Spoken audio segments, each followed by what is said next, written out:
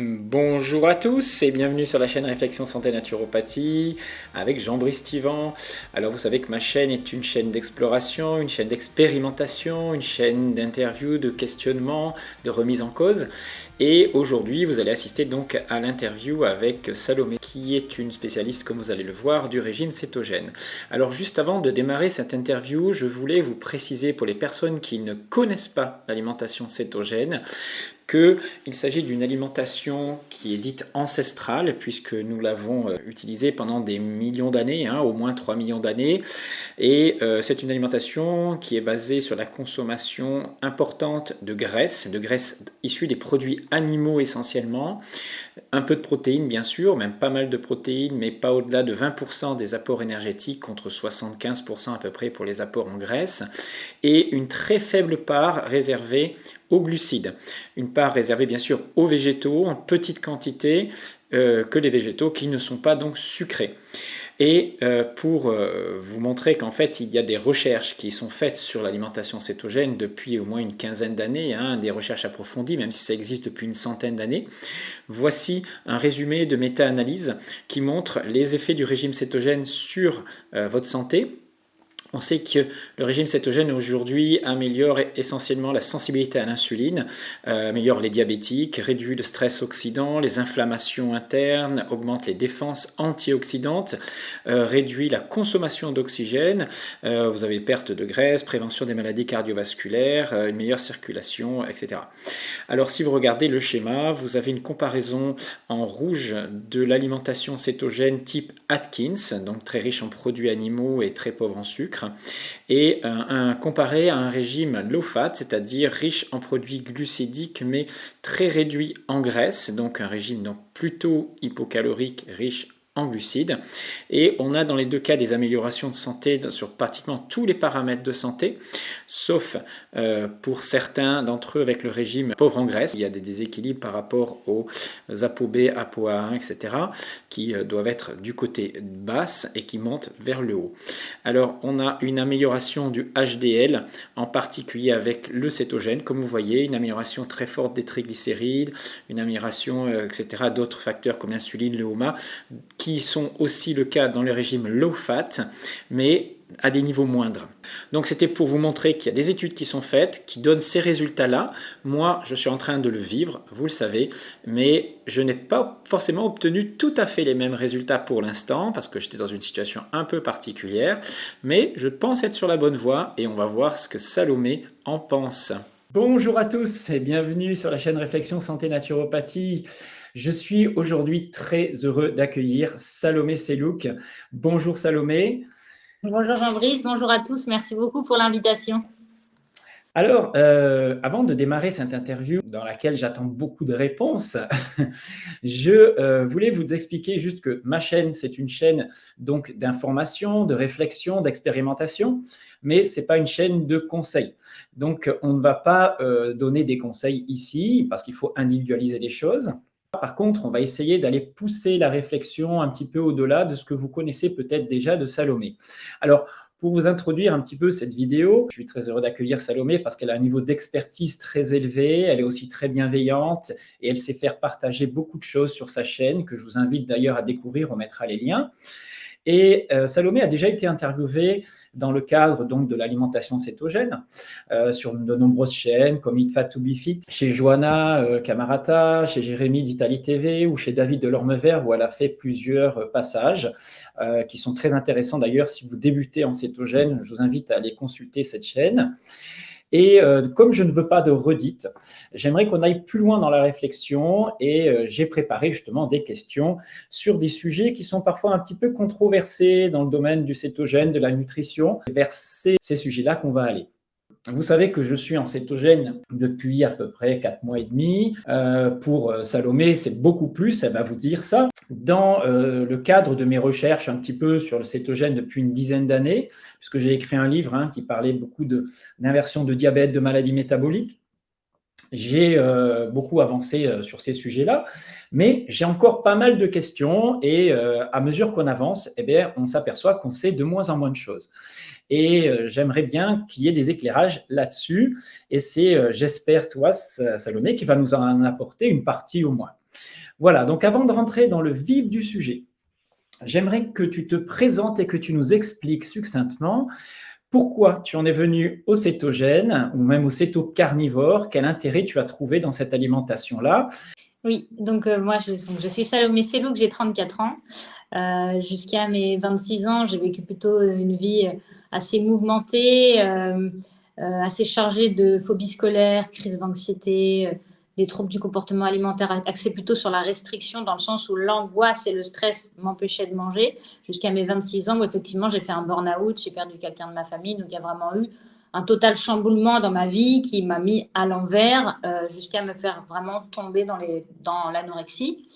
Et par un parcours de 7 années d'anorexie où j'ai essayé de m'en sortir via des diététiciennes, psychologues, psychiatres, hospitalisation pour réapprendre à manger, ça n'a pas porté ses fruits parce que la problématique est beaucoup plus que s'alimenter tout court. Et dans mon cas, on a du coup décelé une HPI et un autisme Asperger à mes 29 ans, ce qui pourrait expliquer évidemment pas tout mon histoire parce que les troubles psychologiques restent, on est humain de toute façon, mais ma particularité génétique et cérébrale fait que m'orienter vers une alimentation cétogène m'a facilité grandement les choses par la gestion des émotions, prise de recul, réussir à plus rapidement apaiser le système sympathique pour basculer en parasympathique, ralentir les réflexions en arborescence. Voilà. Et du coup, incroyablement, par cette alimentation, j'ai trouvé ma place dans ma vie.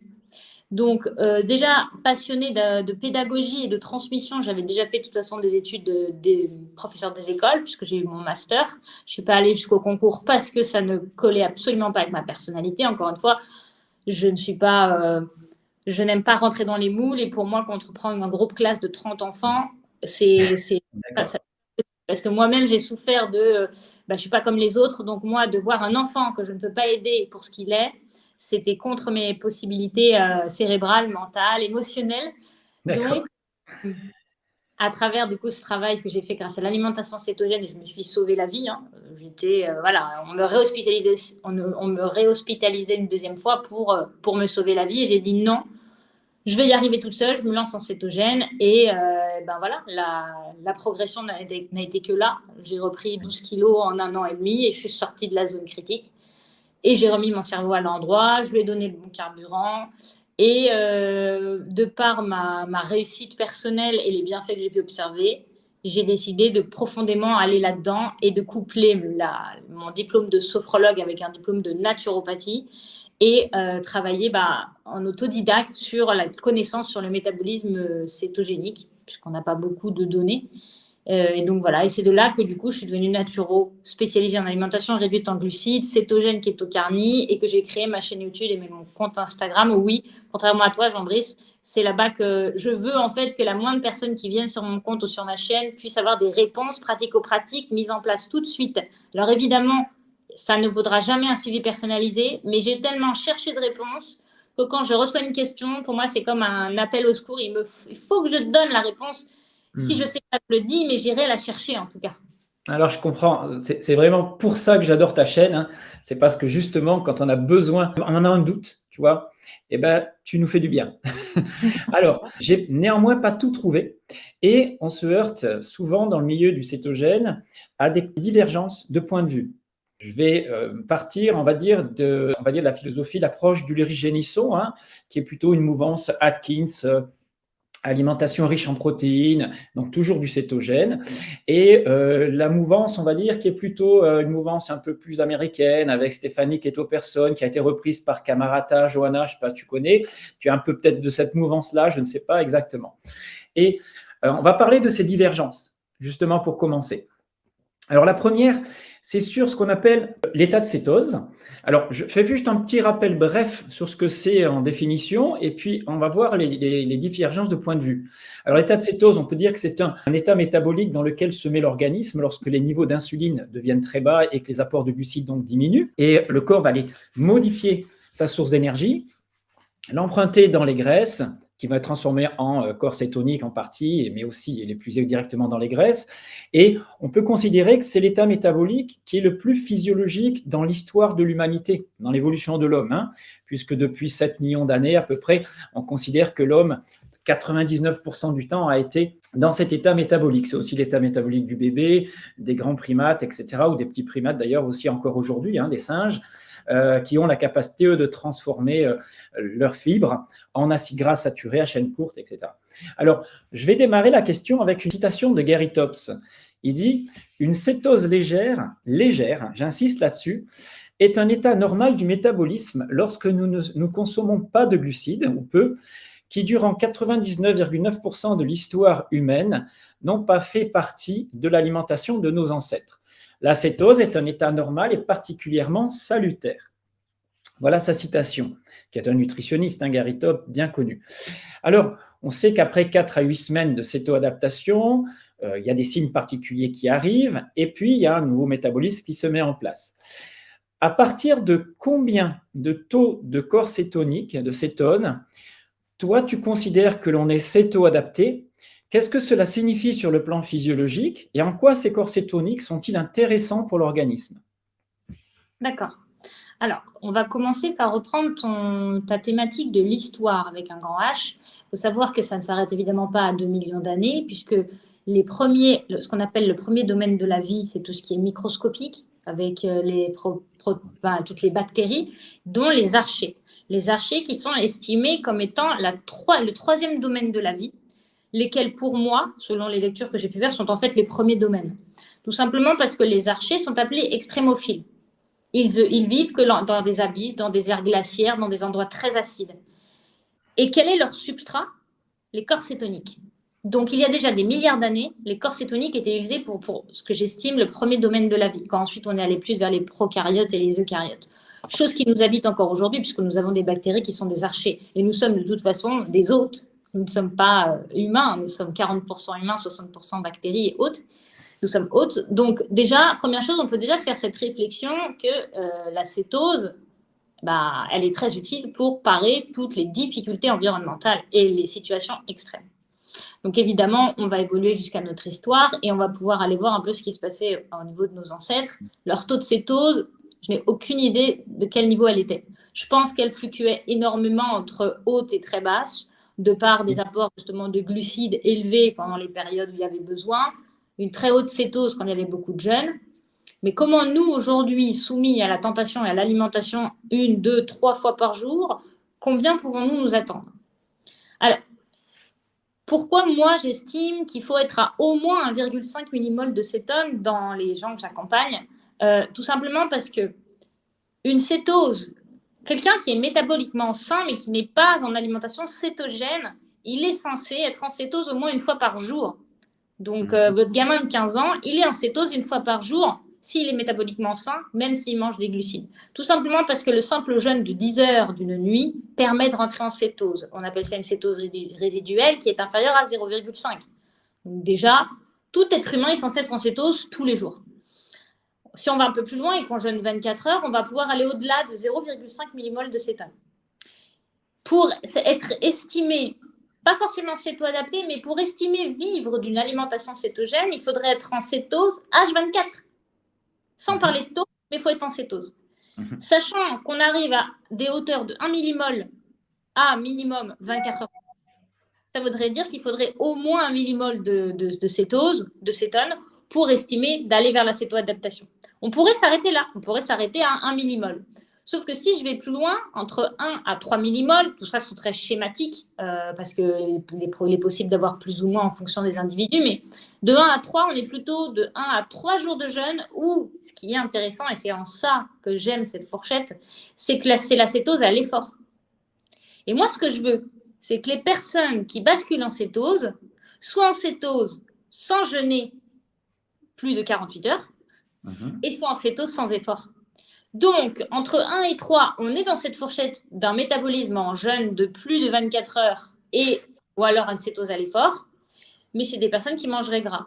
Et je ne m'arrête pas à 1 millimol parce que la cétose est très volatile. Et je vais prendre mon exemple.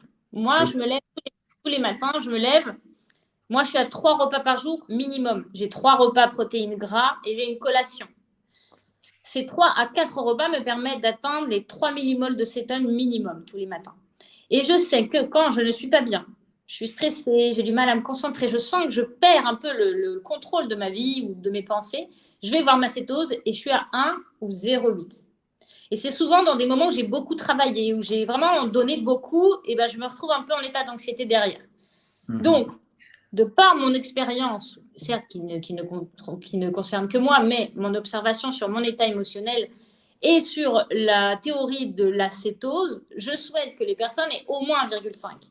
Pas 1, pas 0,5, 1,5. Parce que si jamais la volatilité de la chose les fait descendre à 1, c'est correct. Et si on est à 2, à 2,5, à 3, à 8, au-delà de 5 jours de jeûne, c'est 8 millimol, mais il n'y a aucun souci. Je suis Oui, on déjà va montée. beaucoup plus. Oui, oui, bien sûr. On constate quand même que c'est effectivement assez variable d'un instant à l'autre dans la journée. Suivant que tu as un moment de stress, etc., tu vas libérer un peu de glucose, hop, ta cétonie va descendre un petit peu. Mais effectivement, toi, tu te laisses une marge. Mais quand Ulrich Génisson, il dit, c'est de la foutaise, toutes les sciences ont montré que même à 0,6 régulièrement, tu es quand même en cétose et que tu es quand même dans un état qui est favorable à la santé, etc., on ne peut pas lui dire, voilà, c'est pas quelque chose de faux en soi. Même à 0,6, 0,8 la journée, je suis quand même en cétose et je peux bénéficier quand même de l'intérêt de ces courses cétoniques. D'accord? Toi, tu te laisses une marge qui est plus importante, mais qu'est-ce que ça fait d'être plus ou moins élevé en cétone? Est-ce qu'il y a des variabilités sur l'état inflammatoire? Quels sont le rôle vraiment des cétones en termes de santé? Oui, alors avant les rôles en termes de santé, on va parler quantité. Il ne faut pas oublier que la cétose n'est pas un carburant qui est utilisé par tout l'ensemble de l'organisme. Il n'y a pas que ça, oui. Typiquement, nous, on ne va jamais jeûner pendant 6 mois comparativement aux ours qui hibernent. Et pourtant, eux, ils montent uniquement à 0,5 millimol de cétone. Tout simplement parce que pour carburer, pour protéger, pour renouveler, d'ailleurs, quand on dit qu'ils sont en hibernation, ils ne sont absolument pas en sommeil, ils sont très actifs, mais ils ne font pas de cétone parce que la cétose est propre au cerveau. Un bébé qui naît, dans les premiers mois de sa vie, si on ne lui donne pas à manger tous les 3, 4, 5 heures, il bascule à facilement 3 millimoles de cétone. Tout simplement parce que son cerveau demande 60% de la quantité d'énergie qu'il lui a apportée. Donc, pour moi, la cétose, les gens que j'accompagne, ils cherchent à perdre du poids et ils pensent que ça passe par la cétose. Non, pas forcément. Ça dépend de l'énergie qui va être demandée en fonction du type d'organe. Alors, pourquoi moi je cherche quand même les 1,5? Parce que si je m'assure que le cerveau est correctement nourri, je sais que ça va être plus facile par la suite pour maintenir une alimentation, comme on le disait, dans laquelle qui est dans un environnement qui est compliqué à tenir. Et tu penses qu'avec 0,8, par exemple, ton cerveau n'est pas convenablement suffisamment nourri en corps cétonique? Je pense que si, puisqu'encore une fois, c'est volatile. Donc, Oui. 0,8, ça peut être 1,2. Je ne suis pas vraiment sur 0,4. Ces chiffres-là, en fait, ils viennent d'où? Non, mais comment on peut savoir qu'à partir de ce taux-là, on a on va dire un état énergétique hyper favorable pour le cerveau? Ok. Sachant que le cerveau fonctionne également sur les glucides, je pense que ça peut être intéressant d'aller chercher dans le catabolisme musculaire ou la glycogénolyse, d'aller voir s'il y a un autre substrat qui a été appelé à ce moment-là, et ça voudra dire qu'on est en carence de cétone. Je comprends mieux, c'est-à-dire que tu fais un parallèle entre le niveau de cétone et le risque de perdre de la masse musculaire ou d'être dans une état de virilité qui n'est pas suffisant, enfin, je veux dire, qui n'est pas adapté. Oui, ou du glycogène, sans parler forcément de catabolisme. Oui, et pourquoi je cherche les 1,5? Pour justement éviter le plus possible les débalancements entre les différentes sources d'énergie, lesquelles vont forcément générer des fringales et des troubles du comportement. Plutôt un état catabolytique, c'est pour éviter cet état-là, en fait. Justement, oui, parce que sur un corps fragile qui démarre tout juste l'alimentation cétogène, c'est dangereux de revenir à un carburant glucidique.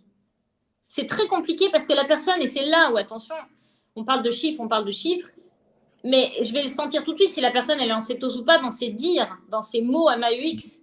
Et le fait de basculer, de rebasculer sur les glucides par de la glycogénolyse, parce qu'un petit coup de cortisol a fait monter et la cétose ne suffit pas à pallier ce stress, la personne elle va me dire Salomé, j'ai des envies de ça, je perds les pieds, je dors mal.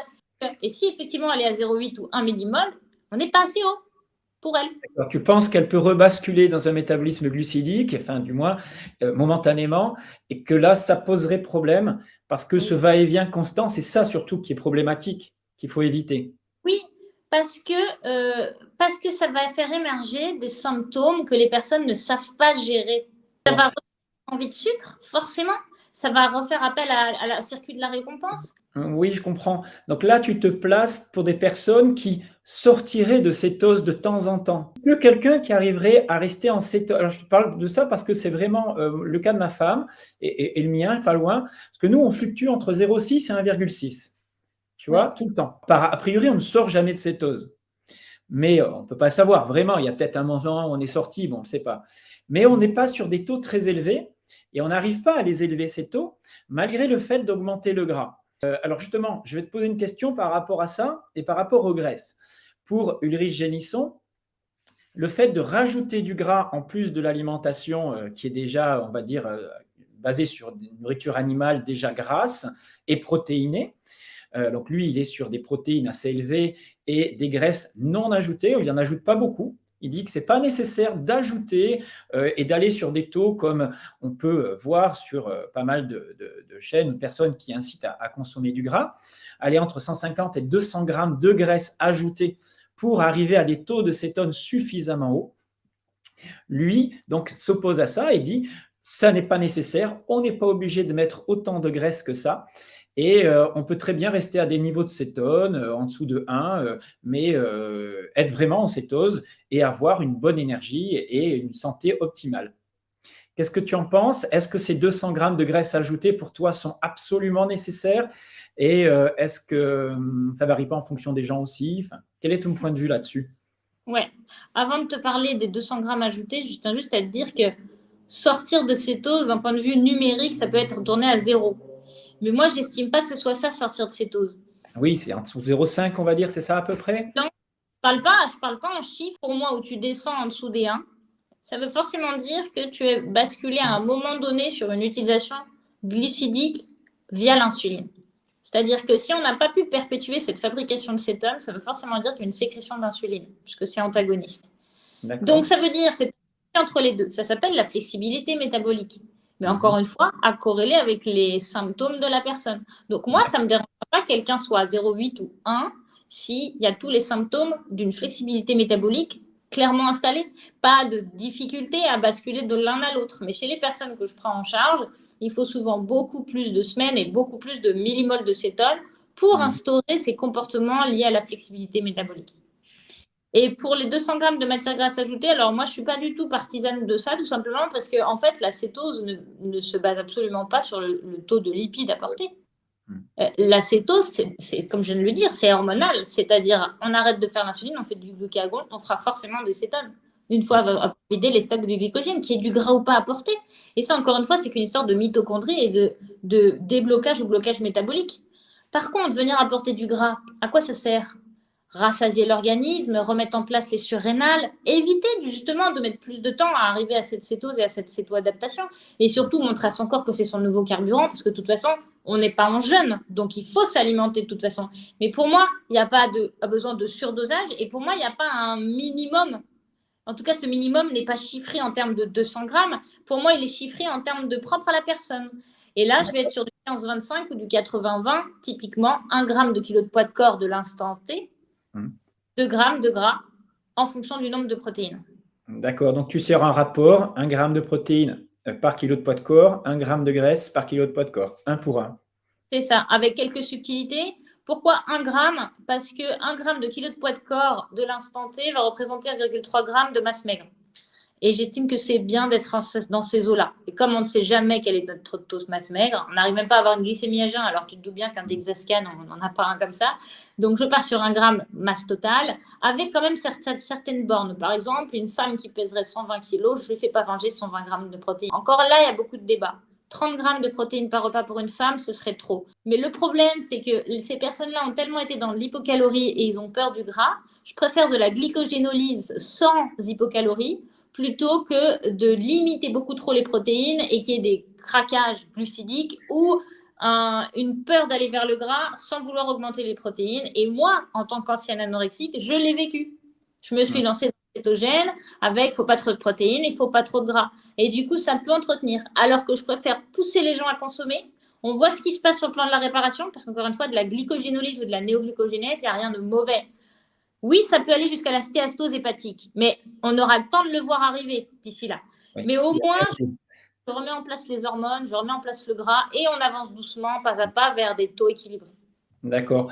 Et donc le rapport protéines par rapport au poids de corps, etc. Donc il y a aussi la polémique, hein.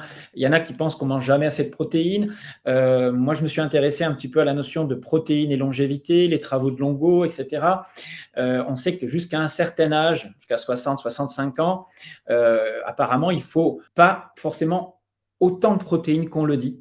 Hein, c'est-à-dire que le chiffre de 1 gramme, on ne sait pas trop comment il est mis en place, etc. Sachant que, bon, on recycle aussi beaucoup de protéines. Hein. Il n'y a pas que les protéines qu'on apporte et celles qu'on élimine. Il y a celles qu'on recycle à travers l'autophagie, qui existent la nuit, etc.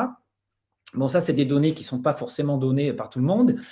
Mais dès qu'on rentre dans un système où on mange autant de protéines qu'on veut, alors après 65 ans, ça change, hein, on métabolise moins bien, donc il en faut un peu plus apparemment, et ça serait plus efficace pour la longévité d'en consommer un peu plus que 1 gramme par kilo de poids de corps lorsqu'on dépasse l'âge de 65 ans en moyenne. Donc ça, c'est des résultats de travaux, bon, voilà.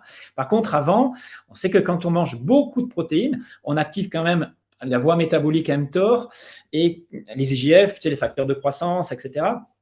Et ce serait moins intéressant apparemment en termes de longévité. Mais non, c'est les travaux de Longo, c'est sur des souris, c'est pas encore sur du long terme fait sur l'homme, etc. Donc ça, c'est encore un peu compliqué. Par contre, par rapport à la notion de longévité, j'aimerais bien justement venir là-dessus, puisque on voit beaucoup de chaînes qui parlent de métabolisme, de cétogène et amélioration. Alors, on sait que cette amélioration sur les maladies métaboliques, hein, sur les maladies neurodégénératives, on sait que sur Alzheimer, c'est très intéressant, les épilepsies, perte de poids, on en a déjà parlé. Mais même sur la chaîne, par exemple, Sequoia Santé, hein, c'est des neurologues qui s'intéressent à la longévité. Il n'y a pas d'études, du moins de témoignages, alors c'est difficile, puisque témoignages, on ne peut pas, mais d'études qui mettent en relation l'alimentation cétogène et l'impact sur la longévité. C'est-à-dire qu'est-ce que vraiment on vit plus longtemps en cétogène si on était en cétogène depuis longtemps. Alors le problème, je sais bien que tu vas me répondre, c'est que c'est quelque chose qui est connu depuis, on va dire, une quinzaine d'années, 100 ans pour les épilepsies, etc. Mais vraiment, les études approfondies sur cétogène, ça date d'une quinzaine d'années, un peu plus, mais vraiment aujourd'hui, ça a explosé. Et par contre, si on regarde d'un autre côté, les peuples qui vivent centenaires, tu sais, dans les Blue Zones ou même à Monaco ou des endroits du monde, on s'aperçoit que leur alimentation, qui est un des, on va dire, 10 facteurs de longévité, c'est pas le seul, hein, il faut bien faire très attention quand on parle comme ça, c'est que il y en a aucun déjà qui s'alimente à peu près de la même façon. Il y a une dominante végétale dans tous ces pays-là. Il y a toujours un petit apport de viande, de lard, de choses comme ça. Par exemple, à Ikari, c'est des lentilles, du fromage de chèvre, tu vois, des fèves et du lard. À Okinawa, c'est beaucoup de végétaux, du poisson et du soja. Et en Sardaigne, il y a beaucoup plus de pâtes, tu vois, et de féculents. Alors qu'ils vivent très vieux, hein, même si c'est qu'une vallée de Sardaigne, ils ont une alimentation qui est quand même relativement glucidique. Alors, j'aimerais ton point de vue sur l'impact du cétogène sur la longévité et voilà ce que tu aurais à dire à peu près autour de cette notion-là. Oui. Alors, toi, tu as parlé tout à l'heure d'études portant sur les souris. Moi, c'était sur des rats que j'avais étudié la chose sur la longévité par rapport à la cétose. Donc, ils n'avaient pas mesuré la cétose dans cette étude, mais ils avaient ils avaient été voir un petit peu est-ce que les rats mouraient lorsqu'ils étaient en restriction calorique. Et ils avaient une augmentation de leur vie de 20%. La restriction calorique va forcément pousser à la cétogénèse et à l'autophagie. Donc, on peut parler effectivement de néoglycogénèse, puisqu'il va y avoir une restriction calorique. Donc, on peut potentiellement aller puiser dans ses muscles et dans ses réserves minérales, sauf sur un métabolisme sain, où on va pouvoir potentiellement switcher sur ses corps gras. À partir de là, quand tu me parles de Blue Zone, moi, la première chose qui me vient, c'est, je sais que ces populations, première chose qui est assez flagrante, c'est qu'elles sont bord de mer. Donc déjà, il y a un impact hyper important, je pense, de l'iode, qui aujourd'hui est la base de tout, hein, au niveau de la thyroïde. Alors, Donc, je pense pas toutes les Blue Zones, attention, hein, l'alimentation, la nutrition, c'est qu'un des 7 facteurs vraiment importants dans la longévité. C'est même pas le plus important, de loin pas le plus important. Et tu as des peuples dans les Blue Zones comme Loma Linda, c'est des communautés souvent qui ne sont pas forcément en bord de mer, mais la plupart le sont, c'est vrai, tu as raison. Mais au Nicaragua, ce n'est pas le cas. Mais voilà, bon, après, c'est tellement complexe la longévité que je voulais juste ton avis sur cétogène. Est-ce qu'il y avait eu des données sur l'humain Moi, c'était plutôt sur la cétose que je m'étais penchée quand j'étais justement sur cet aspect de pourquoi on vit mieux plus longtemps. Et donc, par rapport à ces Blue Zones où forcément on en a entendu parler de ces centenaires, c'était pour moi la restriction calorique également. La restriction calorique et les IGBA, qui allaient forcément développer une flexibilité métabolique. Et comme je le disais tout à l'heure, pour un métabolisme sain, basculer en cétose au moins une fois par jour. Et donc, c'est là où qu'est-ce que la cétose peut avoir à faire sur la longévité. Et moi, j'ai toujours été assez fascinée par les télomères. On sait qu'elles raccourcissent très vite par nos modes de vie aujourd'hui et comment l'alimentation peut essayer de les réduire. Alors, ce qui est intéressant avec l'alimentation cétogène, c'est que si on veut bien la faire, on ne s'arrête pas à l'assiette. On s'arrête à l'hygiène de vie, le sommeil, la gestion du stress, le mouvement. Donc, je pense que quelqu'un qui est en cétose ou céto-adapté a une hygiène de vie correcte. Et du coup, ça rentre quand même en jeu dans la longévité de ne pas s'arrêter seulement à l'assiette.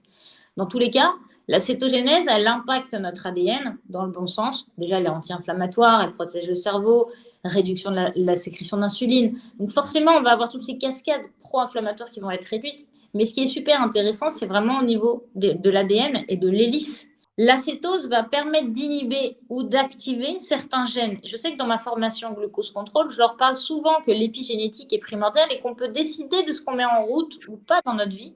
Et l'acétose, le bêta-hydroxybutyrate, va permettre d'agir sur les histones des acétylases. C'est des petites briques qui se collent entre elles autour de laquelle va se mettre l'ADN. Et en fonction de comment elles sont activées ou désactivées, il va y avoir des expressions de gènes. Et le plus important de tous, et c'est pour ça que je reviens à la restriction calorique, c'est que le gène le plus activé, le plus entretenu par la cétose, c'est l'autophagie. Et ça, je pense que c'est primordial, surtout quand aujourd'hui on rencontre des cas de cancer et de tumeurs. C'est souvent dû à des troubles de l'autophagie et du tri. Et l'insuline a un rôle très important. Le fait de faire chuter l'insuline, on sait que ça influence aussi les télomères et tous les facteurs de longévité sont impactés par cette baisse. Il n'y a plus d'activation du mTOR, qui est trop important. Après, il faut quand même l'activer, ce facteur, on va dire ce qu'on appelle les facteurs de croissance et tout ça. Il y a des âges pour et des âges contre, voilà. Mais l'insuline a un rôle très important là-dedans. Alors oui, on a les activés justement, et comme tu le disais tout à l'heure par rapport aux différentes protéines, c'est un peu la même chose. C'est-à-dire qu'aujourd'hui, quand on va parler d'alimentation hyperprotéinée, on met tout dans le même sac. Comme quand on dirait une alimentation riche en graisse. Ça ne veut rien dire parce que je ne vais jamais te donner d'huile de colza. Par contre, je peux te donner plein de beurre. Une alimentation hyperprotéinée, ça ne veut rien dire. Parce que pour moi, si tu manges du blanc de poulet ou même du muscle maigre, tu ne vas pas aller loin avec ça au niveau de ton métabolisme. Donc, une alimentation hyperprotéinée, c'est un ensemble d'acides aminés et suffisamment riche en minéraux de qualité. Attention à l'histidine, à l'arginine, et être plutôt sur de la proline, sur de la méthionine, sur de la glycine, sur de la lysine. Et tout ça, en fait, j'entends souvent des personnes qui me disent « Moi, je prends plutôt le jaune que le blanc d'œuf parce que j'ai peur d'être intolérante. » Mais tu vas créer des déséquilibres ailleurs, en fait. Moi, je pense que l'hyperprotéiné, c'est l'hypermusculeux. Je rebondis sur ce que tu dis, c'est très intéressant parce que j'ai justement fait des recherches là-dessus et effectivement, ils en sont venus au fait que ce ne soit pas l'hyperprotéiné qui était le plus gênant, c'est le fait qu'il y ait un déséquilibre méthionine et glycine. Parce que justement, on ne consomme pas assez de produits contenant des glycines, c'est-à-dire plus particulièrement les cartilages, les moelles des os, voilà, tout ce qu'on va trouver dans ces parties que prenaient nos ancêtres. Et aujourd'hui, il y a trop de parties musculeuses. Justement, c'est ce petit déséquilibre-là qu'il faut éviter. Alors, on ne va pas s'étendre là-dessus parce que j'ai tellement d'autres questions, j'aimerais vraiment avancer. Je vais parler avec toi un petit peu de la complémentation et de chute d'insuline, parce que ça me pose un petit problème. On sait qu'on a une baisse de l'insuline quand on fait du cétogène, c'est l'objectif recherché d'ailleurs, et puisque l'insuline envoie un signal au niveau du rein qui fait que le rein ne va plus retenir les minéraux comme il les retient habituellement dans un régime glucidique. Donc on va se retrouver avec des fuites minérales, le sodium va partir avec le potassium un petit peu, éventuellement d'autres minéraux.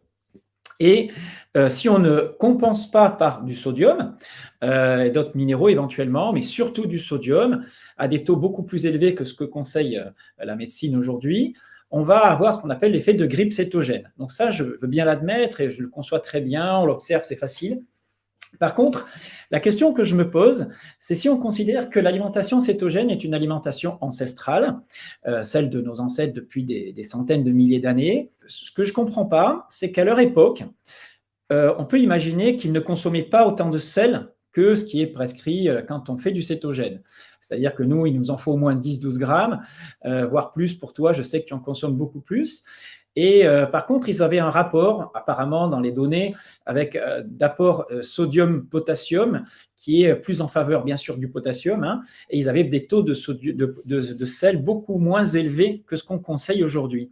Donc, moi, ce que je ne comprends pas, c'est qu'on doive se complémenter alors qu'on peut se rapprocher d'une alimentation qui soit quasiment identique. Alors, ce n'est pas tout à fait vrai, parce que ce n'est pas du gibier, etc., mais très proche de celle de nos ancêtres. C'est-à-dire qu'on est capable de le faire, mais on est quand même obligé de prendre du sel. Qu'est-ce que tu en penses, toi?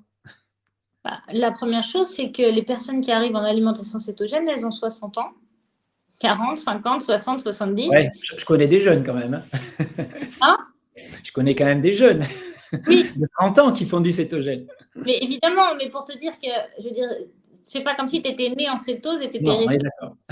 On a des corps derrière qui sont poreux, il y a des stress, il y a des traumatismes, il y a beaucoup de médicamentation. Et ça, forcément, tu peux absolument pas transcrire ce que vivaient nos ancêtres avec nous aujourd'hui. En plus de cela, on va de toute façon être en carence, dans le sens où on est en carence de tout aujourd'hui par rapport à avant. Carence de mouvement, carence de soleil, carence de détente. Et ça, forcément, ça va agir. Regarde, par exemple, le sel. Le sel, quand on va venir le consommer, ça va nous pousser à fabriquer de l'oxyde nitrique. À l'époque, ils n'avaient pas besoin de sel pour fabriquer de l'oxyde nitrique parce qu'ils étaient toujours en mouvement, toujours à l'extérieur, à respirer par le nez, à être sous les arbres. Il y avait un environnement qui poussait à cette primate, enfin, je sais pas comment dire, à ce côté primate, ce côté où un rien fait du bien, sentir une odeur, se bouger. On va Aujourd'hui, dire qu'ils étaient, on est d'accord, sur ce plan-là, je conçois qu'ils étaient super adaptés à l'environnement dans lequel ils vivaient. Ils n'avaient pas de contraintes qui allaient les carencer ou mobiliser leurs ressources minérales, etc. Ça, je le conçois. Même Ok. si ils avaient quand même des vies très, très pénibles. Ils devaient chasser quand il faisait moins 8 degrés. Voilà, ils avaient quand même été obligés quand même de bouffer un petit peu leur réserve.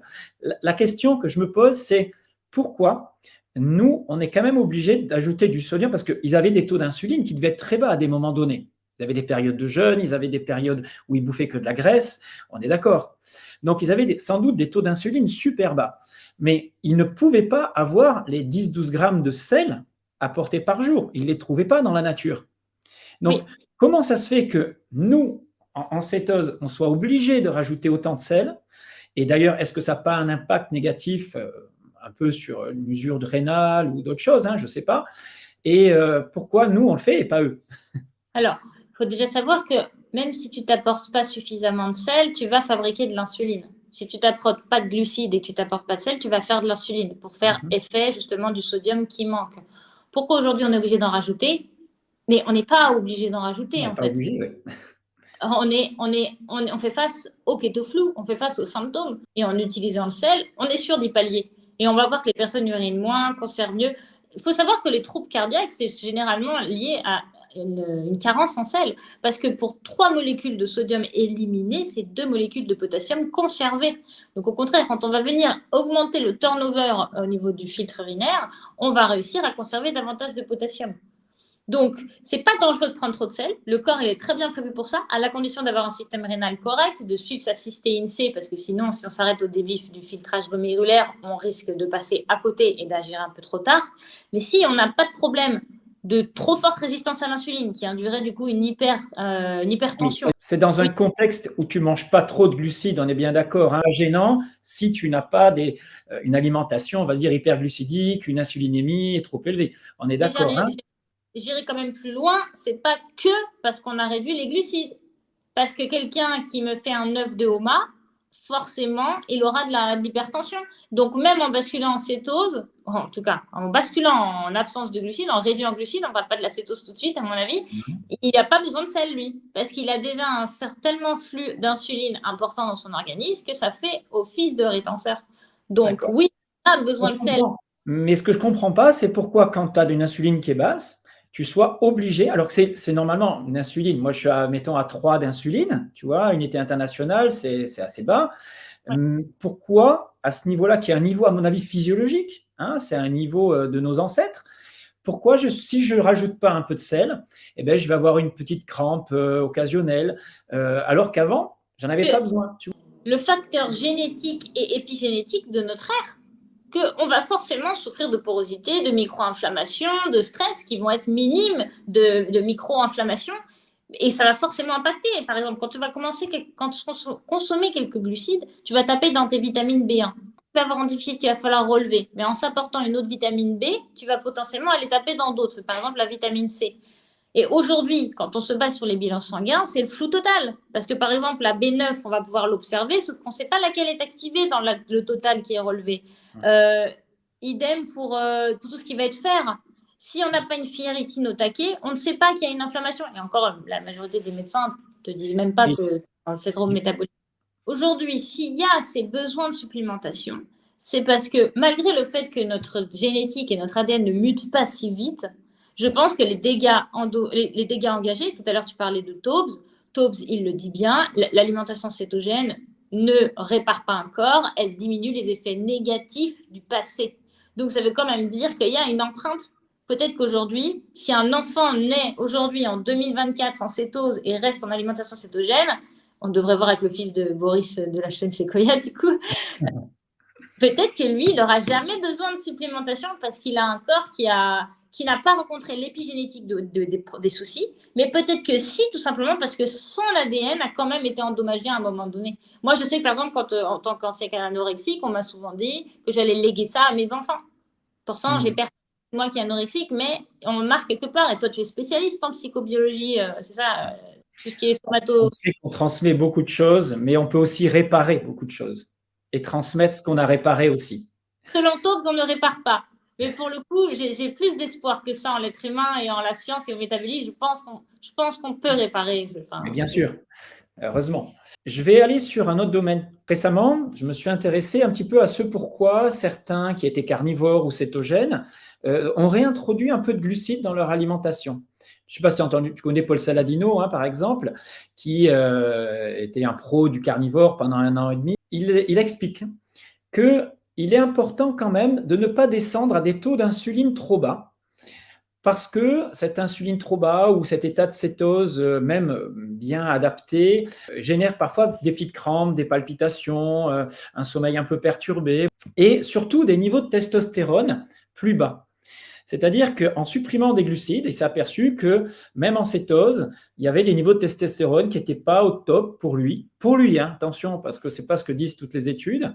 Et le fait de rajouter un petit peu de glucides sous forme donc de fruits ou de miel, parce qu'il est paléo, hein, enfin, il reste dans ce modèle-là, l'ont amélioré. C'est-à-dire qu'au niveau performance sportive, peut-être aussi, tu vois, il est peut-être dans ce raisonnement-là hein, aussi. Mais au niveau hormonal aussi. Lui, il estime qu'on est fait biologiquement pour supporter des petites pics de glucose et d'insuline.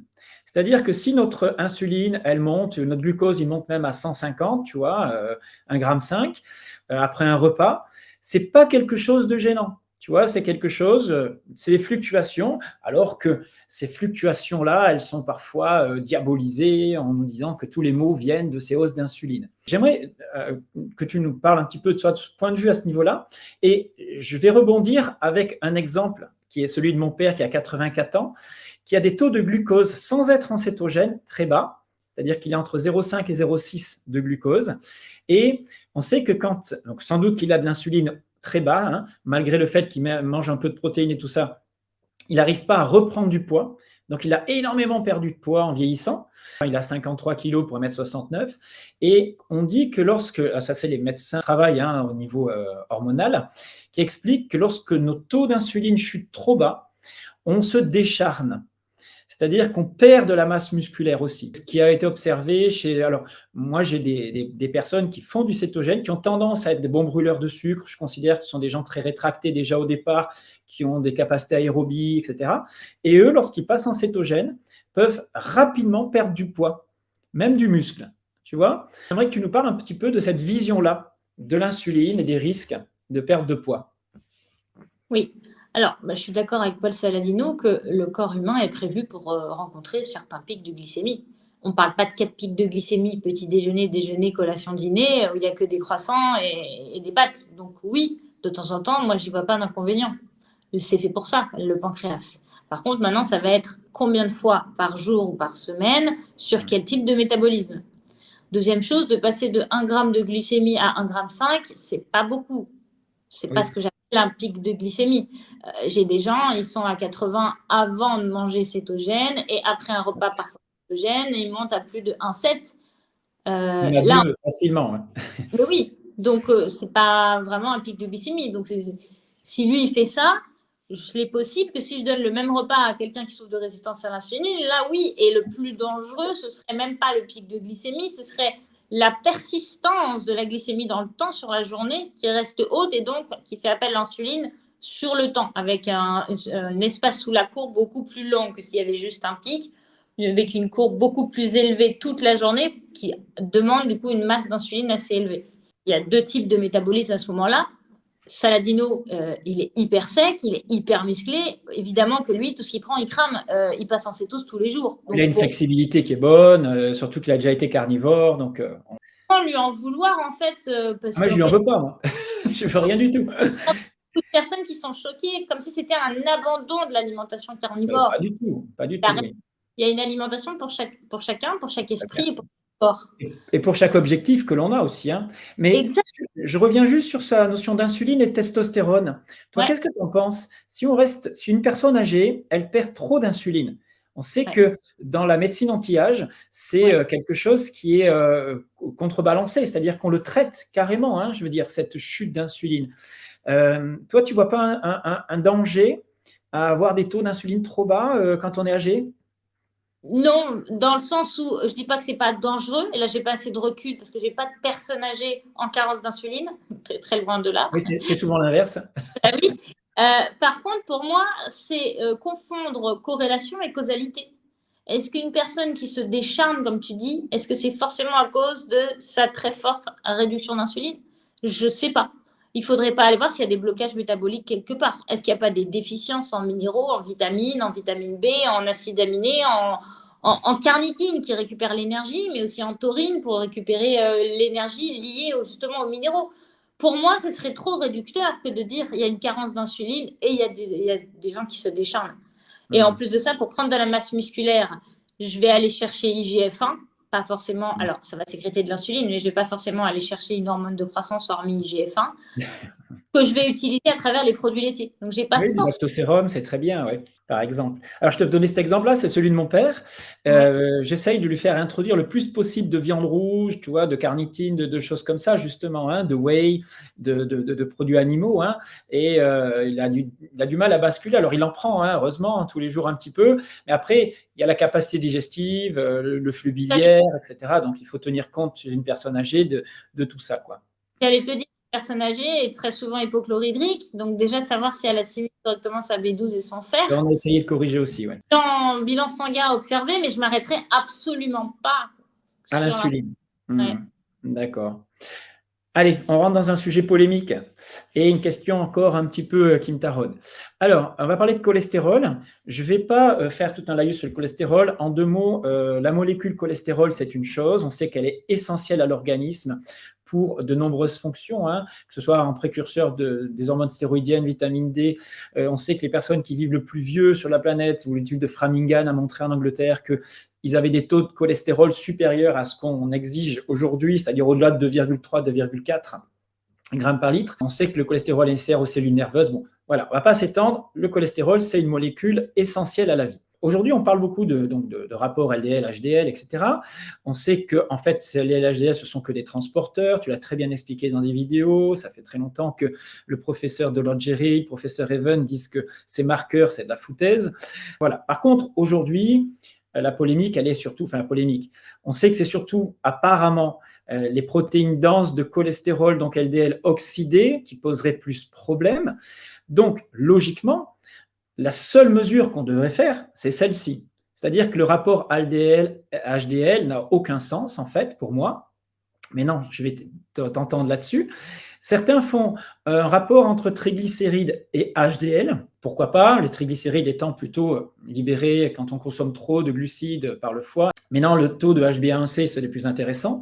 Alors, avant de te poser la question de ton point de vue sur ces rapports, je vais te donner mes évolutions, moi, mes marqueurs après 3 mois de cétogène. D'accord? Parce qu'on explique que normalement, en cétogène, le cholestérol total augmente, ce qui est normal puisque tu consommes plus de graisse, de cholestérol, donc il faut plus de transporteurs aussi, hein, de HDL, de LDL, donc que ce soit l'un ou l'autre. Les deux augmentent normalement. Derrière, tes triglycérides doivent baisser puisque tu consommes moins de sucre, hein, que l'origine essentielle des triglycérides viennent des glucides, des amidons en particulier. Bon, voilà, pas m'étendre là-dessus. Pour ma part, donc, dans mes analyses, j'ai eu une chute donc de l'HbA1c, hein, ce qui est normal, hein, le marqueur de l'hémoglobine glycosylée.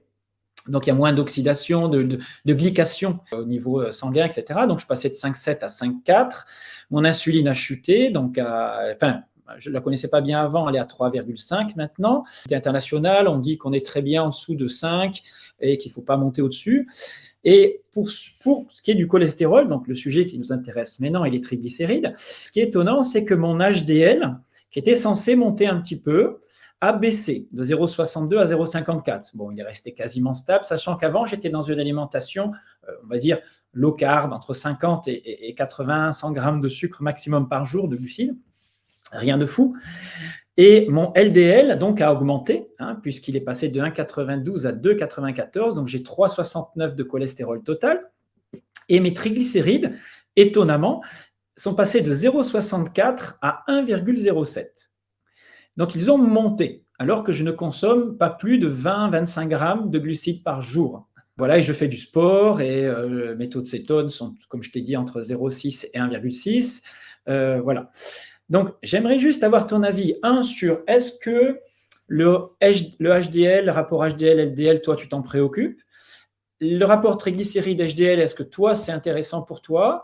Et comment tu expliques que pour certaines personnes, ils ont des taux de triglycérides qui s'effondrent ou même de cholestérol qui s'effondrent en cétogène? J'ai un exemple d'un carnivore cétogène qui a du cholestérol qui s'effondre et d'autres, c'est l'inverse. En général, ça monte, hein. Voilà, je t'écoute. Ok. J'essaie de reprendre toutes les petites notions parce que ça peut, je pense, servir à d'autres. C'est important de l'entendre. Ouais. Et oui, dans tous les cas, on attend qu'elle réduise. C'est normal puisqu'on a une diminution de la glycoxydation au niveau sanguin. Oui. Par contre, attention, j'ai déjà observé, c'est pas grave, une diminution puis une augmentation d'hémoglobine glyquée après plusieurs mois d'alimentation cétogène. Et il y a des gens qui s'appuient sur ces données pour dire que cétogène serait susceptible de générer des diabètes 2. Et en fait, ce n'est pas vraiment le cas. Il faut faire des numérologies réticulocytaires. C'est complexe dans le nom, mais pas du tout dans la façon de faire. En fait, l'hémoglobine glyquée, c'est les globules rouges. Et plus on va avoir de sucre collé sur elle, plus il va y en avoir. La problématique, c'est qu'avec l'inflammation générée par une résistance à l'insuline et un diabète 2, on va avoir un turnover de cellules. Et la nouvelle fabrication de globules rouges, c'est ce qu'on appelle les réticulocytes. Et on peut mesurer en fonction on peut aller voir l'âge de nos globules rouges. Au lieu qu'elles vivent pendant 4 mois, elles vont vivre pendant 3 semaines. Et en fait, on va pouvoir observer qu'avec l'alimentation cétogène, on va allonger la durée de vie, donc réduire la quantité de numérologie réticulocytaire pour conserver des hémoglobines, des globules rouges plus longtemps, leur vie totale en fait. Et de par la plus longue vie des globules rouges et la continuité d'une circulation de glycémie, non plus de pic de glycémie, et c'est là que la personne va pouvoir observer dans sa journée que sa glycémie est plate. Par contre, elle peut voir une élévation de son hémoglobine glyquée par un sucre qui reste encore présent dans l'organisme et qui se colle sur les globules rouges, lesquels ne meurent plus si vite que ça. Donc, on peut voir une chute et une légère montée pour ensuite une rechute. Donc, ça, c'est important parce que je l'ai souvent vu et on s'inquiète. Pour l'insuline, oui, tout à fait, 3,5. Moi, j'estime pas plus de 4. Voilà, je suis peut-être un peu sévère, mais... Ensuite, moi, j'utilise plutôt le ratio triglycérides-HDL parce que je viens voir le taux d'inflammation ou en tout cas le risque inflammatoire. On va parler de risque plutôt.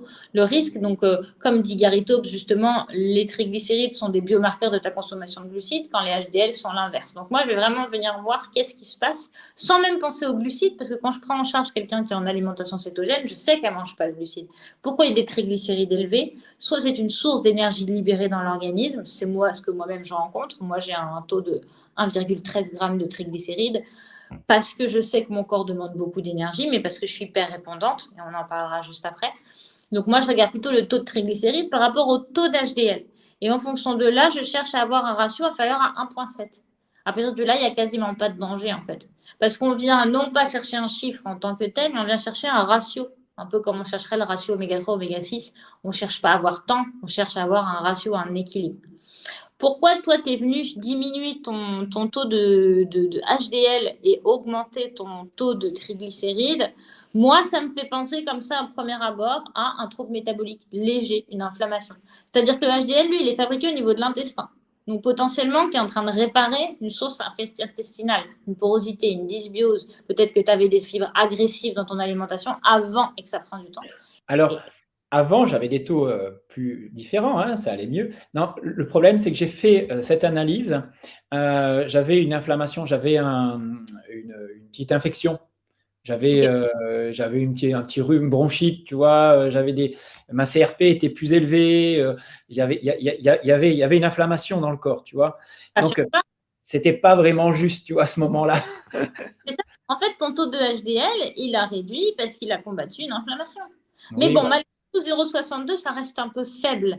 Mais voilà, encore une fois, HDL qui est un protecteur va être là aussi bien quand on va parler de réduisez vos sources de graisse végétale et augmentez vos sources de graisse animale, ça va faire monter vos HDL, mais pas en contexte inflammatoire aussi rapidement puisque c'est un protecteur. Donc encore une fois, là, c'est bien la preuve qu'il s'est passé quelque chose. Et au niveau des triglycérides, c'est l'inverse. Il y a une sorte d'inflammation. Mais est-ce que c'est mauvais? Absolument pas. Tu as augmenté tes triglycérides parce qu'il y a eu besoin de plus d'énergie, mais ça va vite revenir à la normale en fait. Une petite adaptation. Alors, je suis à 1 gramme, hein. Attention, hein, je suis largement en dessous des normes dangereuses, Oui, hein. oui. Moi, Donc, tu vois, je suis amusée à me faire faire des prises de sang à jeun et pas à jeun. J'augmente de 20% mon taux de cholestérol quand je ne suis pas à jeun. tu parles d'adaptation, hein, tout simplement, hein, c'est ce qui est intéressant. Attention, alors je rebondis sur ce que tu as dit, que les gens ne se méprennent pas quand tu as dit qu'il fallait augmenter, enfin, il fallait pas augmenter les acides gras, les huiles végétales. À mon avis, c'est pas ce que tu souhaites faire, hein, on est bien d'accord, hein, c'est pas ce que tu prônes, hein. Non, au contraire, on entend souvent augmenter Voilà, les huiles végétales pour vous protéger des risques cardiovasculaires, mais au c'est contraire, si vous avez une inflammation et si vous mangez des glucides, vous allez faire flamber votre cholestérol et surtout vos triglycérides. Donc non, non, consommez bien les acides gras animaux, les œufs, la viande, le poisson. Alors le poisson, c'est un peu à part, mais quoique le poisson fait augmenter aussi le HDL, mais parce qu'on veut augmenter le LDL, on veut augmenter le HDL et on veut garder un triglycéride inférieur à 0,70. Mais encore une fois, des valeurs qui vont varier en fonction de votre poids, de votre activité, du nombre d'heures de jeûne que vous avez, si vous êtes inflammé. Donc, vraiment, s'il devait y avoir des inquiétudes dans vos bilans, demandez de refaire un bilan, demandez de refaire un bilan dans un autre contexte, toujours, ouais. menstruation pour les filles, à éloigner des prises médicamenteuses, en forme, enfin, Ouais. vraiment, Et une jamais une seule prise, hein, toujours à plusieurs étapes. Justement, par rapport à ton HDL, toi et LDL, donc logiquement, hein, on est d'accord que prendre le cholestérol total ne veut strictement rien dire, c'est pas plus une information, ça n'a rien de dangereux. Ce qui compterait, c'est les LDL oxydés, on est d'accord, hein, plutôt dans cet esprit-là. Alors, il va Toi, falloir tu as combien, si c'est pas indiscret, de te demander de ton taux de cholestérol? pas indiscret, c'est pas indiscret. Alors déjà, attention, au-delà de 3-4 grammes de cholestérol, il n'y a plus vraiment d'études. Donc, on ne peut pas affirmer qu'il n'y a pas de danger. En tout cas, comme avec les études de Ravenscoff, autour de 2,5, 3, 3,5, c'est sain, c'est très sain. Et comme le disait justement, je crois que c'était Paul Masson, docteur Paul Masson, qui énonçait que dans la courbe, moins il y a de cholestérol, c'est-à-dire plus on est autour de 1, plus il y a de mortalité. Et plus on est autour de 3, plus la courbe, ça s'aplatit. Il y a de moins en moins de mortalité autour de 2,5 et autour de 3, ça recommencera à monter. Sauf que cette montée inclut aussi les gens atteints de diabète. Et qu'il estimait que si on enlevait les gens atteints de pathologie, la courbe serait sûrement plate. Donc, on peut estimer que ce n'est pas dangereux. Mais comme on n'a pas de données, je ne peux absolument pas dire à quelqu'un tu as 5 grammes de cholestérol, ne t'en préoccupe pas. Moi, aujourd'hui, je suis à 9 grammes. Je suis à 9 grammes de cholestérol.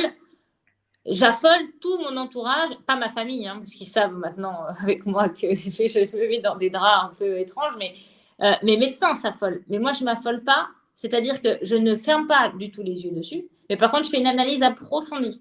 Je fais des échodopplères des troncs supra-aortiques. Donc, je regarde l'état de mes coronaires, de mes artères.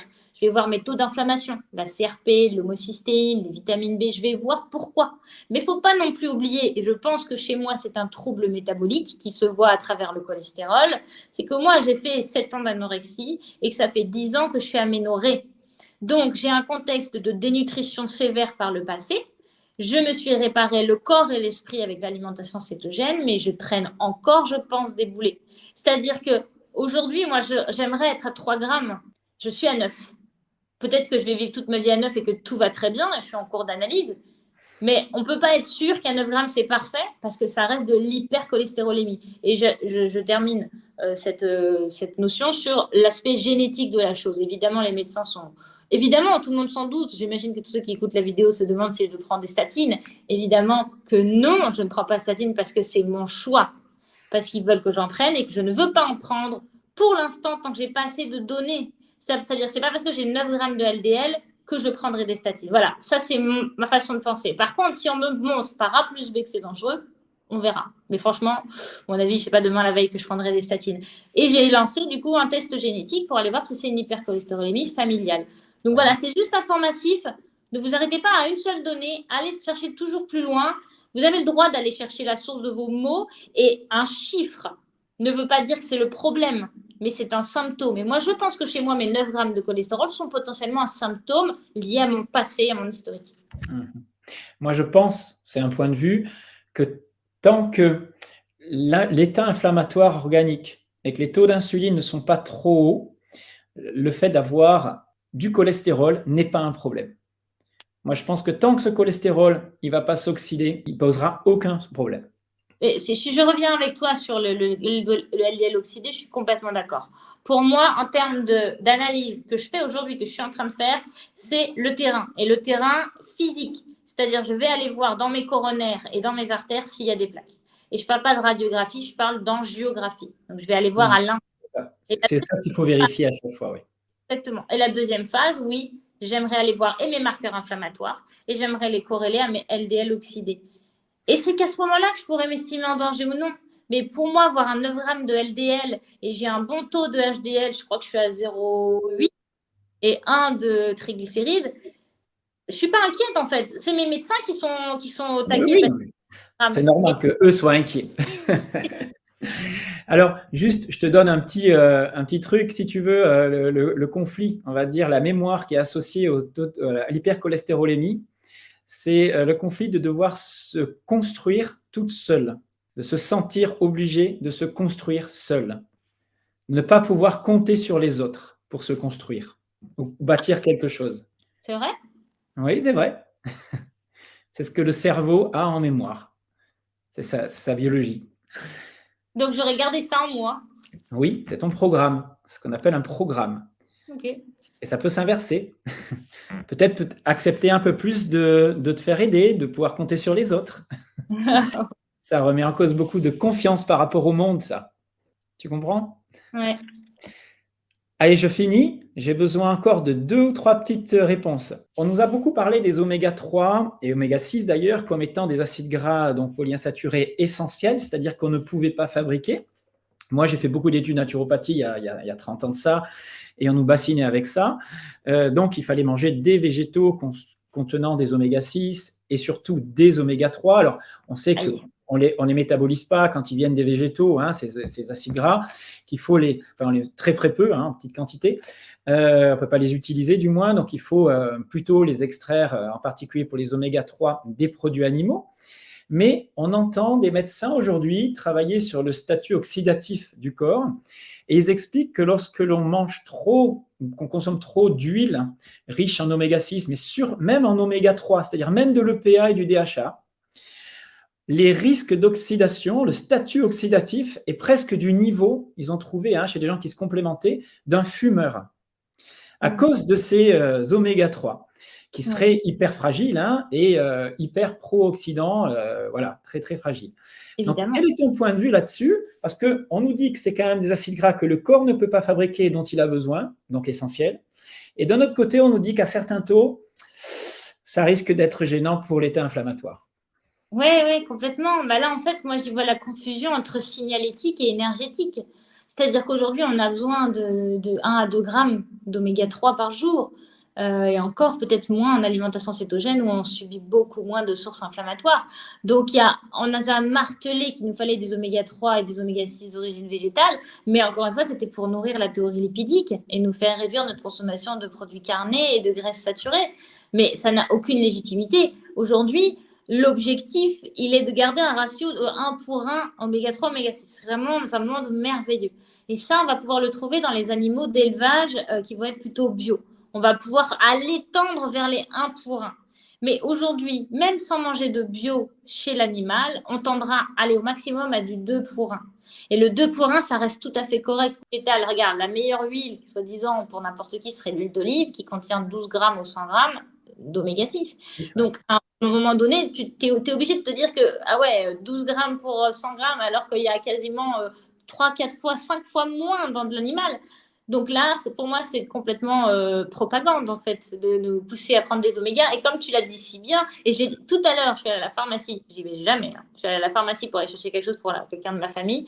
Qu'est-ce que je vois à côté de la caisse? Des oméga 3 pour bébé, dans des petites boîtes en carton. Et je dis, mais vous les placez pas au frigo? Et là, le pharmacien, il m'a dit, ah, mais moi, dans toutes les pharmacies que j'ai rencontrées, on mettait jamais ça au frigo. Et je lui ai dit, bah, c'est pas parce que les uns font mal qu'il faut toujours faire mal, en fait. Et il m'a dit, bah non, mais ça va pas au frais, c'est pas écrit dessus. Bah voilà, en fait, on nous prescrit des choses oméga 3, oméga 6, mais on ne nous les donne pas dans les bonnes façons parce que c'est complètement oxydé, en fait. Ouais.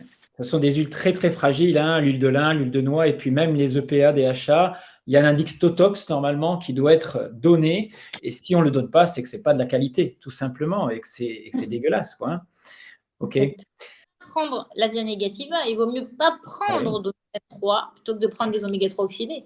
Oui, on est d'accord.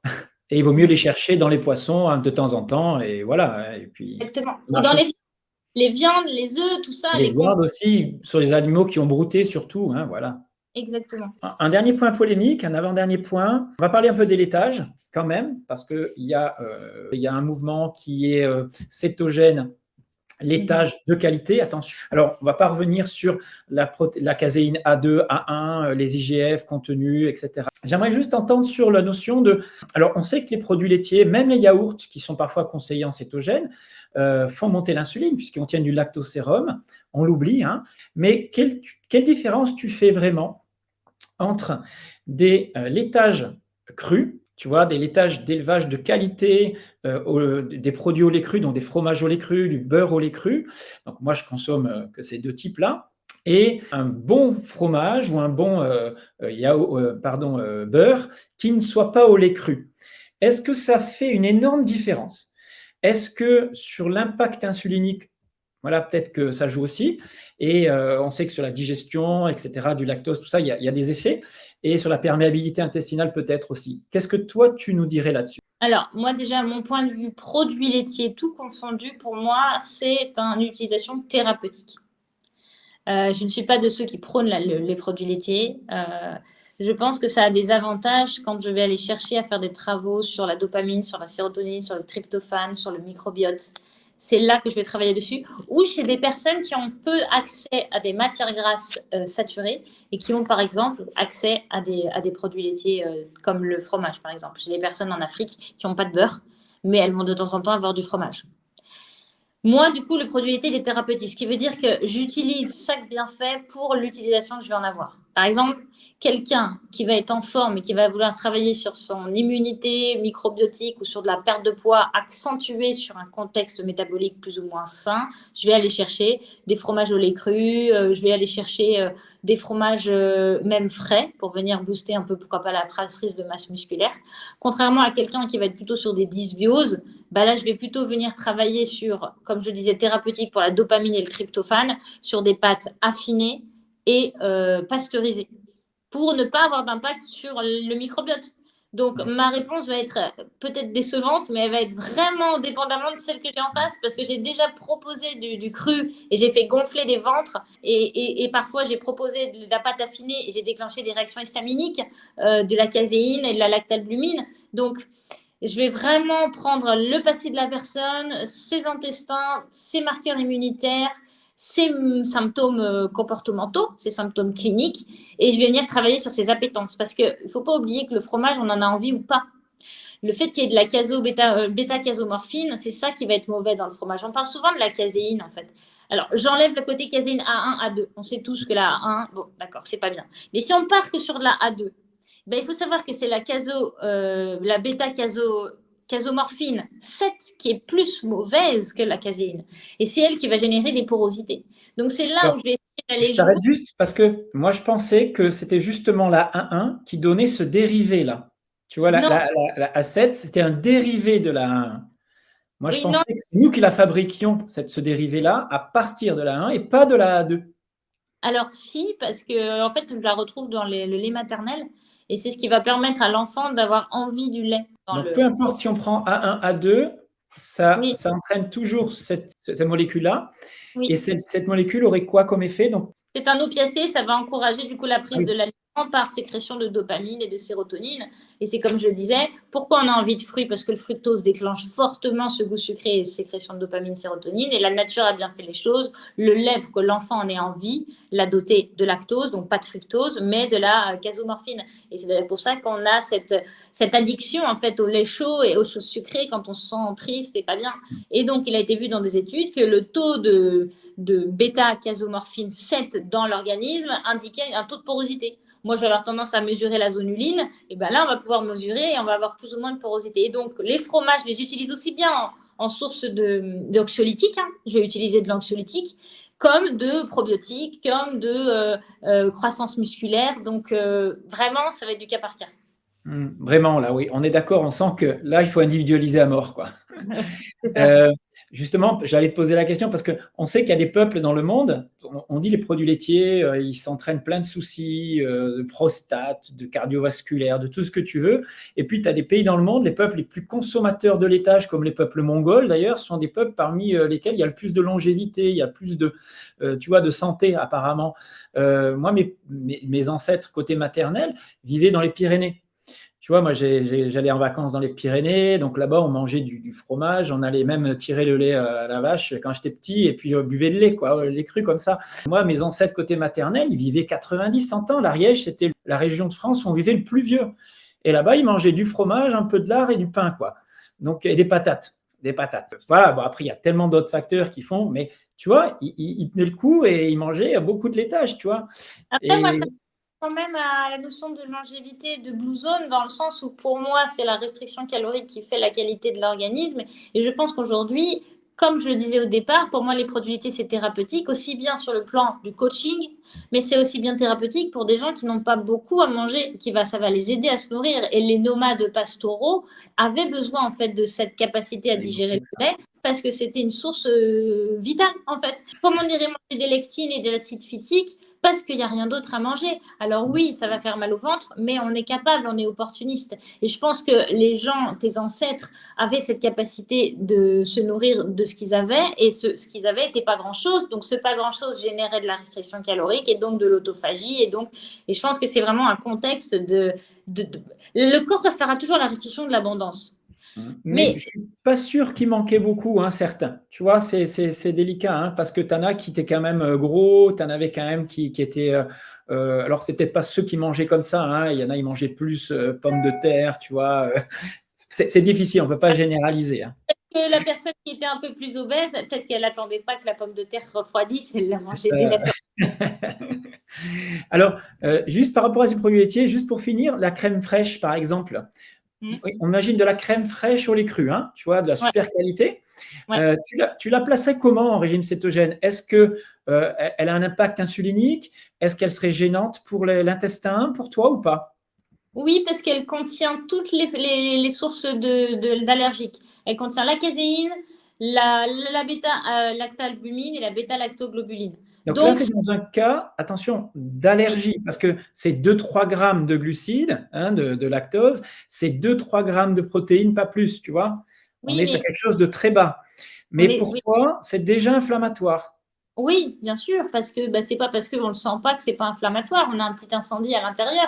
Si je dis oui à quelqu'un pour de la crème fraîche, il va me le prendre tous les jours. Donc, on est sur quelque chose de chronique. Donc, forcément, on rentre sur une inflammation de bas grade. Donc, oui, pour moi, c'est inflammatoire. Par contre, est-ce que je l'interdis? Absolument pas. Et je l'utilise comment? Je l'utilise soit autour de l'entraînement, donc en prise de masse musculaire. Mais par contre, je vais aller en chercher beaucoup plus. Il n'y a pas assez de glucides à ce moment-là. Donc, je vais venir y ajouter plutôt du yaourt. Et yaourt enrichi à la crème, ce qu'on appelle un Fontainebleau, je crois. Donc, je serai plus sur un Fontainebleau. Ou alors, je vais venir l'apporter à des personnes qui ont du mal à ajouter des matières grasses à leur alimentation, tout évidemment en leur mentionnant que ce n'est absolument pas une matière grasse ajoutée, puisque ça contient des glucides. Mais pour ceux qui auraient beaucoup de mal à digérer le beurre, par exemple, parce que ça a des cœurs, je vais pouvoir passer par les crèmes qui sont beaucoup plus satiétogènes, sans demander trop au foie et en apportant ce côté fin de repas. Donc, je viens aussi travailler sur l'aspect psycho-émotionnel de cette fameuse rassasiement. Je n'ai pas eu mon dessert. Donc, je vais aussi bien l'utiliser pour du sportif, pour du psycho. Je te coupe, mais enfin, pour moi, la sensation, c'est vraiment l'inverse. Tu vois, le beurre est beaucoup plus acétogène et beaucoup plus facile à digérer que la crème. Ouais, c'est parce que je vois chez beaucoup de personnes qui Ah ouais. souffrent de troubles du comportement alimentaire. Ah, d'accord, ok.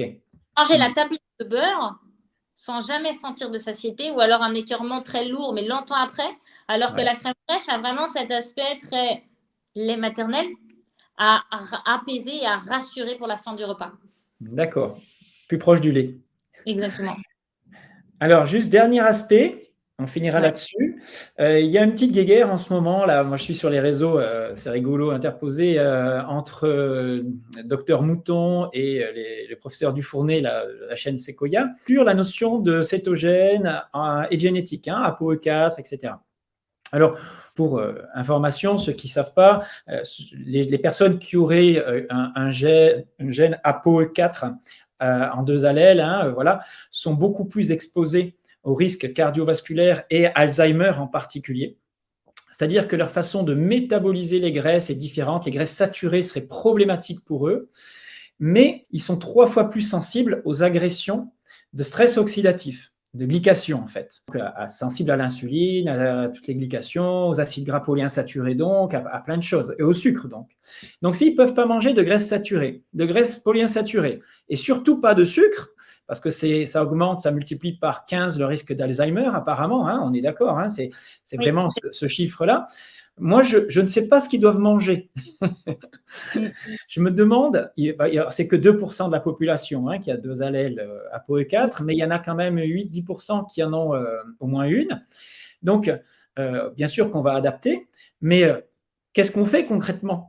Qu'est-ce que toi, tu ferais? Ouais. Alors, du coup, ça va me permettre de faire un mea culpa. Quand je suis tombée sur ces fameuses ApoE et ces personnes que j'accompagnais qui avaient leur bilan ou qui s'en inquiétaient, je suis tombée dans le panneau. Je suis tombée dans le panneau de la théorie lipidique. C'est-à-dire que je me crois invincible face à la théorie lipidique, que rien de matin, je n'ai pas peur du cholestérol, mais je n'ai pas peur pour moi. Mais quand je vois un cholestérol élevé, et dans le cas d'un ApoE4, j'ai paniqué. Et donc, j'ai préféré mettre en garde les gens que j'accompagne, évidemment, la prévention avant tout, et de les mettre évidemment sous acides gras plutôt monoinsaturés ou polyinsaturés oméga 3. Donc, j'ai voulu faire attention à ces acides gras saturés. Malgré tout, à travers ça ne changeait absolument rien à leur taux de toute façon, mais surtout qu'avec le test génétique qui m'était fourni, j'avais des informations qui allaient beaucoup plus loin sur les potentiels dangers sur différentes problématiques. Et dans tous les cas de mes ApoE4, j'avais diabète, inflammation, j'avais dysbiose, j'avais tout ce que j'aurais donné, enfin toutes les problématiques auxquelles j'aurais utilisé cétogène pour résoudre. Et je me suis dit, mais c'est pas possible que face à un ApoE4, à chaque fois que je vois les problématiques associées, Alzheimer, d'habitude, je ne me pose pas la question, c'est cétogène. C'est tout, ouais. Exactement. Donc, j'ai été un peu plus loin à voir sur PubMed ce qu'il en était un peu plus, parce que j'ai entendu un peu cette mouvance autour de les ApoE. Et effectivement, ce sont des hypercholestérolémies. Et j'ai préféré mettre mettre sur ma chaîne YouTube et sur mon Instagram une vidéo en disant ce qu'il fallait faire en cas d'ApoE4, que j'ai supprimé. Parce que je pense que je me suis fourvoyée. Aujourd'hui, tout à fait, ApoE4, c'est étroitement corrélé à l'Alzheimer. Mais quel rapport avec le taux de cholestérol? Aujourd'hui, c'est parce que vous avez un taux de cholestérol au plafond que vous êtes danger d'Alzheimer. comme vous êtes de danger de crise cardiaque. Donc, au contraire, pour lutter contre Alzheimer et les risques de diabète 2 et de résistance à l'insuline multiple, 1, 2, 3, 4, 5, il faut aller vers une réduction des acides gras polyinsaturés et aller vers des acides gras saturés. Donc aujourd'hui, j'ai complètement changé. Alors, je dirais mon fusil d'épaule, c'est pas. Je pense que c'est vraiment une peur que j'ai eue quand j'ai pris ces connaissances. Et aujourd'hui, avec le recul, je dis non. Donc, s'il y en a qui entendent sur ta chaîne, et je suis ravie de pouvoir le dire là, parce que j'ai pas encore eu l'occasion de faire une vidéo dessus. Mais effectivement, face à un ApoE4, je m'inquiéterai jamais du taux de cholestérol. Par contre, tout comme le mien est à 9, on reste pas les yeux fermés et on suit ces taux. Mais il n'y a pas de raison que vous ayez une hypercholestérolémie dangereuse parce que vous êtes en ApoE4. Suivez vos taux, point. Et le plus grand danger pour l'Alzheimer, on s'aperçoit, aujourd'hui on sait que c'est un diabète de type 3 en partie, il y a différentes formes d'Alzheimer. Et que l'acétose, Delbredesen dans son… Pardon ? et que l'acétose, j'ai oublié de te dire tout à l'heure, protège de la destruction des Absolument, et tu changes de carburant au niveau des neurones, etc. Donc on sait que Delbredesen, il inverse dans son protocole des Alzheimer débutants en protégeant les cellules de la glycation, et essentiellement de cette fameuse taux de sucre dans le corps qui à terme dégrade beaucoup plus vite, mais pas que les acides gras polyinsaturés aussi sont en discussion autour de ça, on n'est pas sûr quoi. Et oui, il faut faire attention. C'est important. Tout à l'heure, on parlait des acides gras polyinsaturés, végétaux, même monoinsaturés. Attention, sans même parler d'oxydation, on peut tomber dans la cytostérolémie, c'est-à-dire une pathologie qui vient emmagasiner des phytostérols en grande quantité, phytostérol qui n'est pas reconnu par l'organisme et donc plus ou moins cumulé ou mis en quarantaine, ce qu'on peut souvent appeler ça de la cellulite de temps en temps. Et cette cytostérolémie va générer des plaques d'athérome sans LDL. Donc, parfois, un taux de cholestérol très faible va être beaucoup plus dangereux qu'un taux de cholestérol élevé. Et les acides gras végétaux sont, comme les oméga 3 et les oméga 6, des signalétiques et non des énergétiques. Vous vous apportez des doses d'huile d'olive, d'huile de colza, non. L'huile de colza, l'huile de tournesol, l'huile d'arachide, tout ça, on ne consomme pas.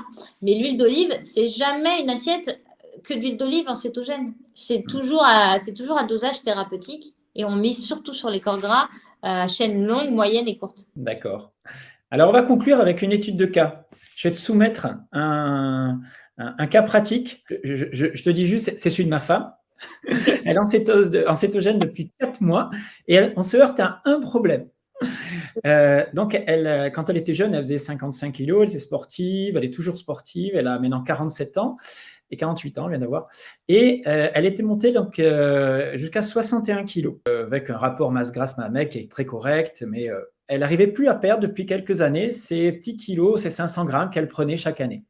Donc, elle a décidé de se mettre avec moi au cétogène, croyant comme premier objectif pour elle, outre les objectifs santé, de perdre du poids. Et elle est descendue très vite à 58 kilos, donc elle était très contente. Donc elle a augmenté son métabolisme, elle prend assez de gras, etc. Donc elle a une alimentation cétogène, on va dire, assez stricte. Et si elle diminue sa consommation de graisse, elle arrive à des marqueurs en cétone autour de 0,6. Tu vois, elle descend. Si elle augmente ses graisses, elle arrive donc à 1,5. Et par contre, là, elle regrossit. Donc là, elle a repris 2 kilos, elle a réaugmenté ses graisses un petit peu, et elle a repris, elle est de nouveau à 60 kilos. Alors sa silhouette a un peu changé, elle a un peu moins de masse grasse, un peu plus de masse musculaire, voilà, mais elle n'arrive toujours pas, au bout de 4 mois, à taper dans ses graisses, tu vois, pour perdre ces 2-3 kilos qu'elle aimerait reperdre. Donc, elle fait un peu le yo-yo comme ça, et elle est prise entre est-ce que j'augmente mes cétones ou est-ce que je perds du poids? Ouais. Moi, j'ai besoin de savoir combien elle fait de repas par jour.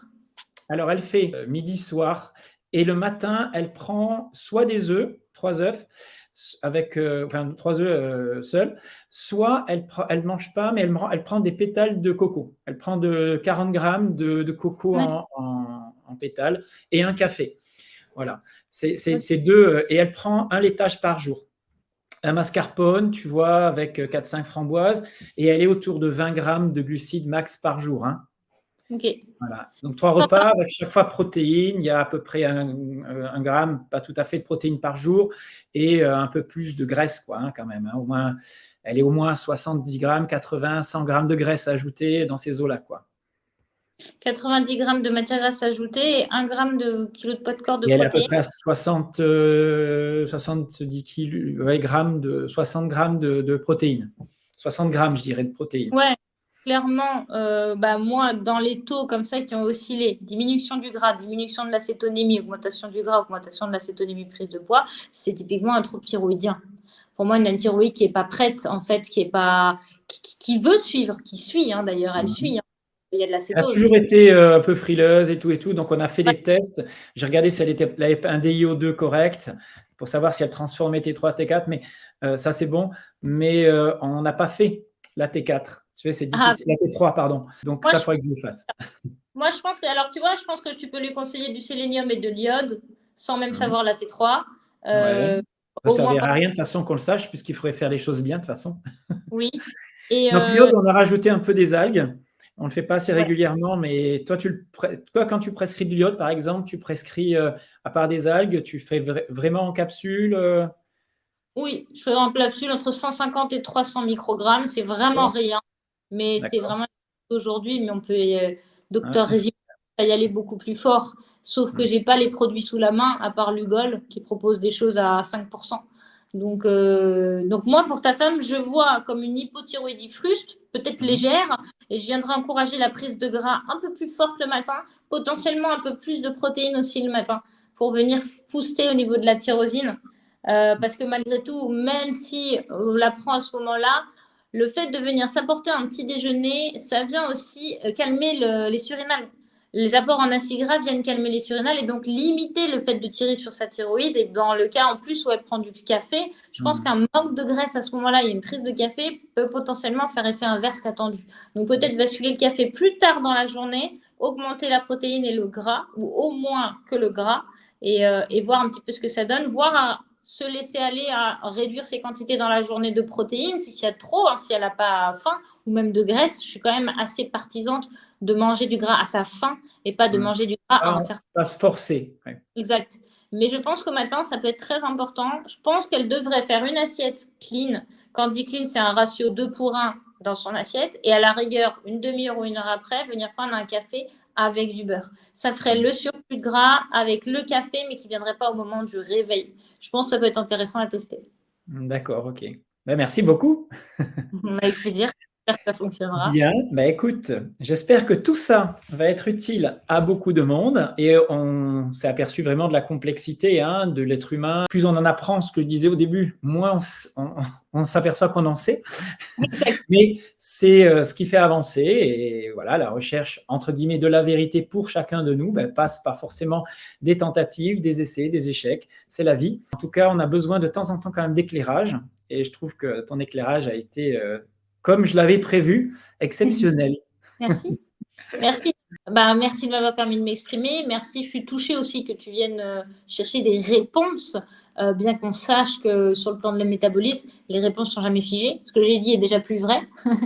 Donc, ça, il faut aussi se le rappeler. Mais je suis vraiment touchée. Et cette passion que j'ai de répondre, c'est parce que ces questions, je me les pose et je me les pose encore tous les jours. Les échanges qu'on a eu aujourd'hui ont généré des questions, lesquelles je vais aller chercher les réponses maintenant. Donc, merci pour cet entretien passionnel. Eh ben, écoute, merci beaucoup à toi.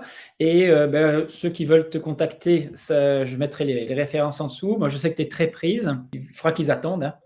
On n'a pas parlé d'autres sujets. Il y en a plein d'autres. Peut-être qu'on fera un autre entretien plus tard sur le jeûne ou sur d'autres choses, etc.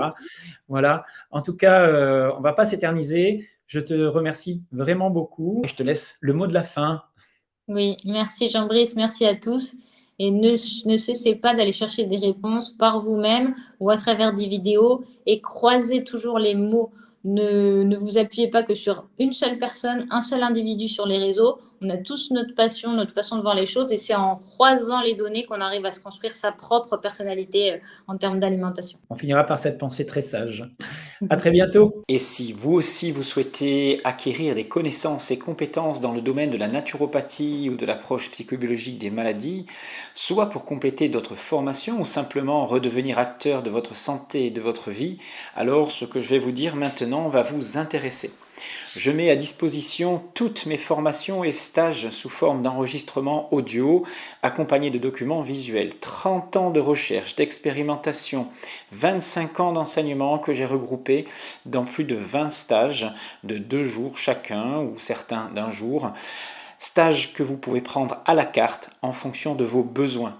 Chacune de ces formations que vous pouvez choisir à votre convenance représente 15 heures d'écoute et sont regroupées autour de différents thèmes. D'abord, vous avez les stages de base qui sont orientés soit sur les bases et cures de la naturopathie, soit les stages de base que vous voyez ici de décodage psychobiologique des maladies. Ensuite, vous avez ce qu'on appelle les stages de psychobiomorphologie, qui sont les lois de la morphologie appliquées pour réaliser des bilans de vitalité et qui accompagnent les stages de base. Vous avez ensuite les stages de base de nutrition pour comprendre bien ce qu'il est important de savoir dans le domaine de toute la nutrition, des alimentations, et puis les bases des maladies métaboliques, qui est aussi un stage sur le métabolisme et les problématiques de surpoids, de troubles alimentaires, d'hypertension, etc. À ceci, vous pouvez donc ajouter une formation concernant les techniques de la naturopathie.